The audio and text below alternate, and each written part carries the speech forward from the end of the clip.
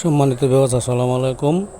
দেখুন, আমাদের বাসার গ্রিলের ভিতরে একটি পাখি 3টি বাচ্চা জন্ম দিয়েছে।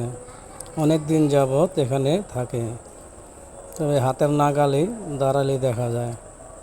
দেখতেই পাচ্ছেন, এই যে এটা মা পাখিটি বাচ্চাকে তাওয়া দিচ্ছে। দেখুন, একটু ভালো করে খেয়াল করুন। পাখিটার নাম কি আপনারা বলতে পারবেন? যারা যারা বলতে পারবেন কমেন্টসে জানিয়ে দেন। দেখতে থাকুন, বাচ্চাগুলোকেও দেখতে পাবেন।